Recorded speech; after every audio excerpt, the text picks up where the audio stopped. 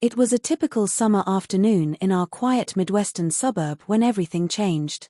The sun had been scorching the pavement since early morning, and the cicadas hummed their relentless song. My son, Ryan, had just finished his sophomore year in high school, and like every other teenager his age, he was enjoying the break with a steady stream of sleepovers, gaming sessions, and soda-fueled laughter echoing through the house.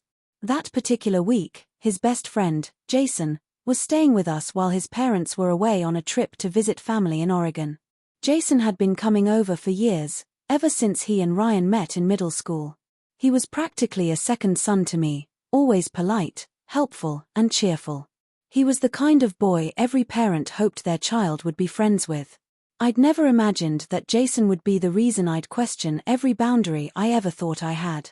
That Monday morning, I was in the kitchen, sipping my coffee and reading emails from work, when Jason shuffled in, still wearing the hoodie he'd slept in. He gave me a sleepy smile and reached for a banana from the counter. "Morning, Mrs. Carter," he said. "Good morning, Jason," I replied with a smile. "You boys sleep okay?" "Yeah, except Ryan hogged the blankets again," he said with a grin. "I'm thinking of staging a protest." I laughed and told him to take it up with Ryan directly. He sat across from me at the kitchen island and peeled the banana. I noticed how much taller he had gotten. He was nearly 6 feet now, broader too. His once boyish face had started taking on the sharper lines of manhood. It hit me that both boys were growing up faster than I could keep up with. I still remembered when they used to build Lego forts in the living room and argue over who got the last Capri-Sun. Jason and Ryan spent most of that day playing video games in the basement, the muffled sounds of explosions and cheers filtering through the floorboards. Around noon, I made sandwiches and brought them downstairs.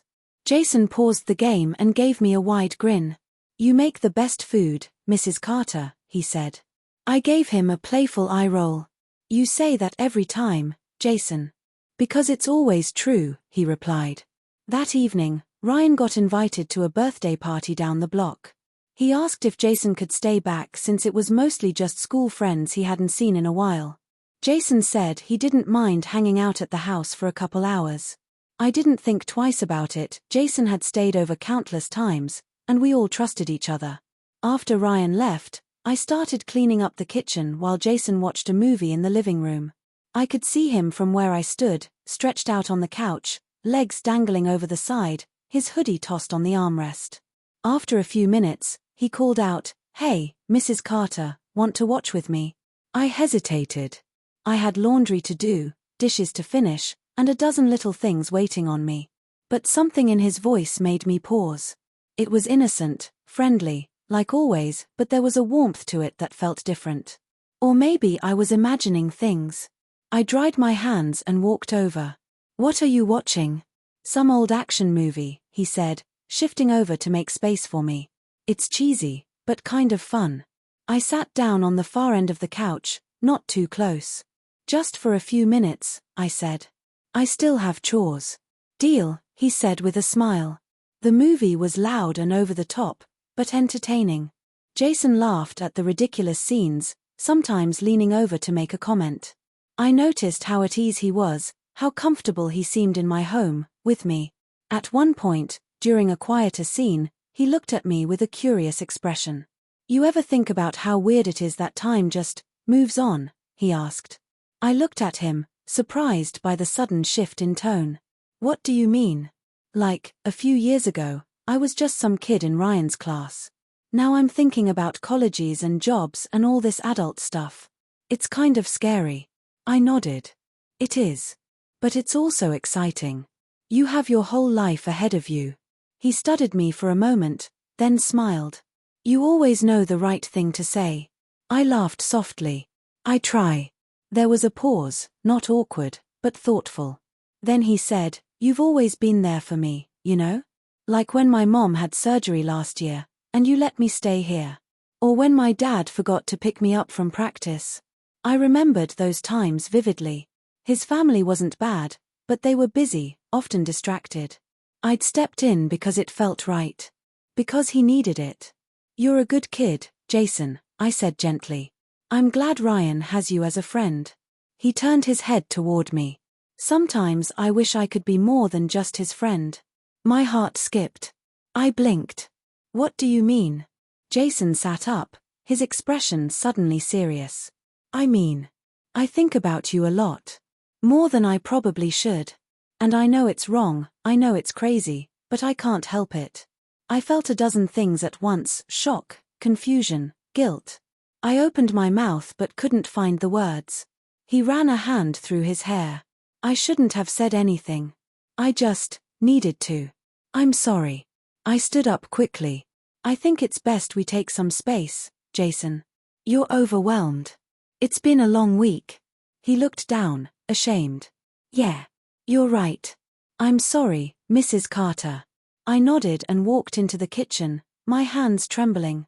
My mind raced. Had I missed signs? Had I let something grow without noticing? Ryan came back an hour later, and Jason acted like nothing had happened. They played games again, laughed, joked. But something had shifted, and I couldn't shake the memory of Jason's eyes when he confessed how he felt. The next morning, I told Jason he should probably go home a day early. He didn't argue. He just nodded and said, "Thanks for everything." A few weeks passed. Life moved on. School started again. Jason and Ryan were still friends, though Jason didn't visit as much. I figured he was keeping distance out of respect, which I appreciated. Then, one day in October, he showed up at our door unexpectedly. I opened it and saw him standing there, taller than before, wearing a nervous smile. "Hi," he said. "Can we talk? Just for a minute." Ryan was at football practice, so I stepped outside with him. The leaves crunched beneath our feet as we stood on the porch. "I just wanted to say I'm sorry again," he said. "I've been thinking about that night a lot, and I know it was selfish to put that on you." I looked at him and saw the sincerity in his face. "Jason, I care about you. You're part of our lives. But what you wanted, it wasn't something that could ever happen. You understand that, right?" He nodded. "I do. I needed to hear it." I reached out and touched his shoulder briefly. "You're going to meet people your own age who'll make you forget this even happened. You're young, and your future is still ahead of you." He smiled, this time genuinely. "Thanks, Mrs. Carter." And then he walked away. That was the last time we ever spoke alone. Jason and Ryan eventually drifted apart, each making new friends as they went off to different colleges. Time, as always, moved forward. Sometimes, when the house is quiet and I'm folding laundry or washing dishes, I think about that summer.